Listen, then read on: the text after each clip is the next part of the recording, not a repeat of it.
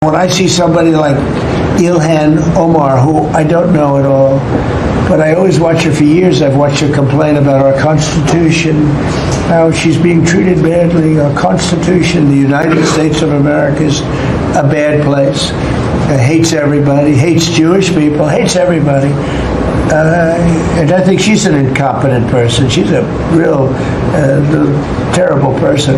But when I watch what is happening in Minnesota, the land of 1,000 lakes, or however many lakes they have, they got a lot of lakes, but this beautiful place, and I see these people ripping it off, and now I'm understanding, and you're going to look at, I hear they ripped off Somalians, ripped off that state for billions of dollars, billions, every year.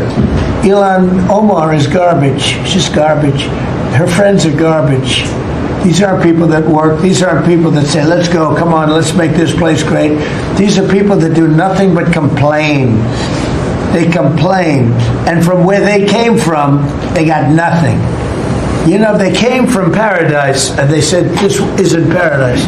But when they come from hell, and they complain, and do nothing but bitch, we don't want them in our country. Let them go back to where they came from and fix it.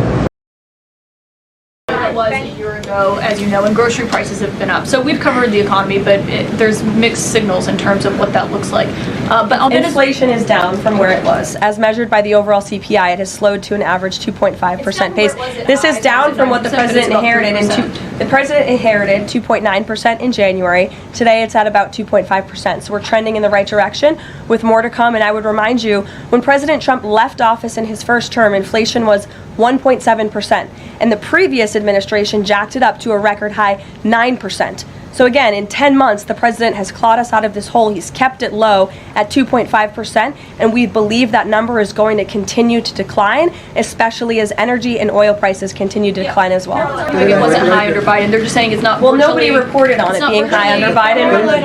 My predecessor was standing at this podium, but now you want to ask me a lot of questions about it, which I'm happy to answer, but I will just add, there's a lot more scrutiny on this issue from this press corps than there was.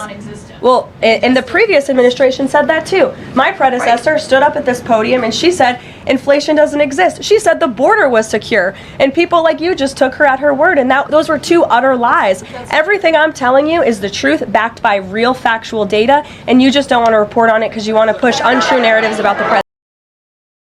Caroline, does the White House view Vanity Fair's article on Susie Wiles as a hit piece?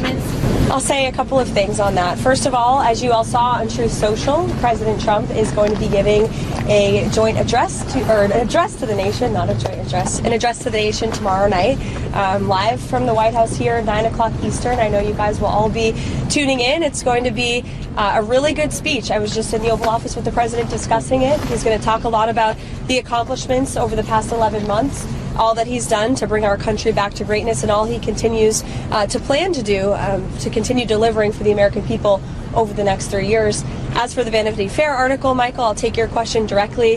This is, unfortunately, another example of disingenuous reporting, where you have a reporter who took the Chief of Staff's words wildly out of context, did not include the context those conversations were had within. And then further, I think the most egregious part of this article was the bias of omission that was clearly present. And we see a lot of this when dealing with the media every day. You will leave out important context, leave out comments and facts.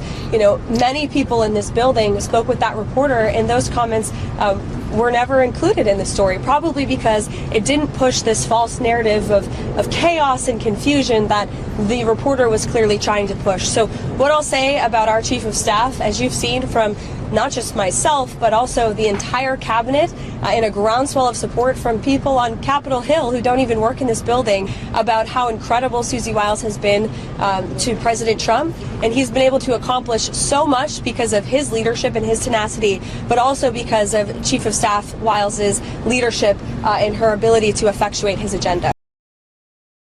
There were new Epstein photos released today showing you and also Bill Clinton, Steve Bannon. What were your reaction to those new photos that were released Well, today? I haven't seen it, but I mean, everybody knew this man. He was all over Palm Beach. He has photos with everybody. I mean, almost, there are hundreds and hundreds of people that have photos with him. So that's no big deal. I know nothing about it. How big a role do you want to personally play in the decision by the Fed on interest rates? Well, you know, I've made a lot of money. I've been very successful, and I think my role should be at least that of recommending. They don't have to follow what I say, but we're going to be choosing a new Fed person in the pretty near future. But they went out, you know, they went out with 71 different people, all economists and Trump. I was 71. And of the 71 people, I got it right, and one other person, I think from the Wharton School of Finance, my alma mater, got it right. There were two people that got it right out of 7, but I was one of them. So I think I certainly should have a role in talking to whoever the head of the Fed is, or the Fed. I don't think that, you know, in the old days that used to happen. Nowadays it's sort of, they think it shouldn't happen. But I've done great. I've made a lot of money. I've been very successful. I think my voice should be heard. But I'm not going to make the decision based on that. I'll be making a decision over the next few weeks. Thank you all. Thank you, sir. You've named Governor Landry to be new special envoy to Greenland. Yeah. What do you see that role entailing? And is it still your intention that Well, Greenland he called become me, part of and the you know, U.S.? he viewed Louisiana, the Louisiana Purchase. He said, I'm governor of Louisiana. And he said, I would love, I didn't call him, he called me. He's very proactive. He's a great guy. He's a deal guy. He's a deal maker type guy. And we need it for national protection. We need Greenland for national protection. They have a very small population. And I don't know, they say Denmark, but Denmark has spent no money. They have no military protection. They say that Denmark was there 300 years ago or something with a boat. Well, we were there with boats too, I'm sure. So we'll have to work it all out. But he felt very strongly we need it for we need Greenland for national security. Not for minerals. We have so many sites for minerals and oil and everything. We have more oil than any other country in the world. We need Greenland for national security. And if you take a look at Greenland, you look up and down the coast, you have Russian and Chinese ships all over the place.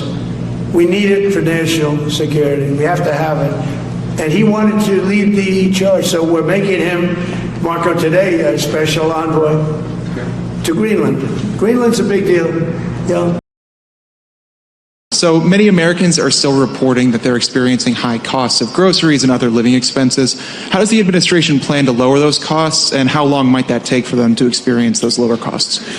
Well, it's Jackson, as I said earlier, I think the best way to understand this is if the American people had $3,000 taken out of their pocket, it's going to take a little bit of time before they really feel like that money's been put back in their pocket. That just takes a lot of time. It's a lot of work. And I think the best way to do it is, on the one hand, you got to lower costs. That's why that we're lowering regulations on American energy to get gas and groceries down. Now, how does energy connect to groceries? Because if the truck that takes the groceries to the grocery store is paying out the wazoo for diesel fuel, then that means every American's going to be paying more at the grocery. If the farmers who actually grow our food are paying way too much for fuel and fertilizer, that means American citizens are not going to be able to afford their groceries. So if we lower the price of energy, we lower the price of groceries, we lower the price of gasoline, and importantly, we bring good jobs back into this country so that wages go up, that's how you give people a shot at the American dream again. That is our job. That is what we ran on. That is what we promised to do. And after 11 months, again, the average American family is $1,000 richer than they were 11 months ago. Now, if you had $3,000 taken out of your pocket by the Biden administration, of course you're still struggling to get by. Rome was not built in a day, but we are committed every single day to making every single American who works hard and plays by the rules, we want them to get a little bit richer every single day. And we do believe that if we keep on making the right decisions, we keep on investing in the United States of America, we are going to find that the American citizens can afford a good life in their country again. That's our obligation, and that's what we're trying to do. Mr. President, are you planning to unveil a health care plan anytime soon? Well, we're looking at different alternatives. I mean, I like my plan the best. Don't give any money to the insurance companies. Give it to the people directly. Let them go out and buy their own health care plan, and we're looking at that, if that can work. We're looking at that. That's sort of taken off. That's what I like. Don't give the money to the insurance companies. They go out and buy their own plan. You give the money to the people. I like it the best. Are you planning to extend those subsidies? I'd rather not. Somebody said I want to extend them for 2 years. I don't want to extend them for 2 years. I'd rather not extend them at all. Will you do it? It may be some kind of an extension may be necessary to get something else done, because the Unaffordable Care Act has been a disaster. It's a disaster. And I said it was when it first got put in. Unfortunately, we lost a couple of Republican votes, and the Democrats voted for it. It's a Democrat plan. And the premiums are going up, and it's the Democrats' fault. But, you know, they are negotiating with me. It's very interesting. They want to see something happen. Who are you talking to? I can't tell you who, but we have a lot of Democrats want this plan to happen. They would love to see the money go to the people, and the people go out and get their own health care. And there would be nothing like it. Mr. President, you mentioned some of your favorite songs. In your opinion, what makes a song great? Well, it's something that has to be soft and soothing to your ear. I like some songs that other people don't like, you know. That's why they have, you ever hear the expression, that's why they have menus in restaurants. We're all different. We all order different things. Otherwise, you just serve one meal and that would be it. Are you a country music fan? But I love country music. And we have the king of country music tonight. So that's another one.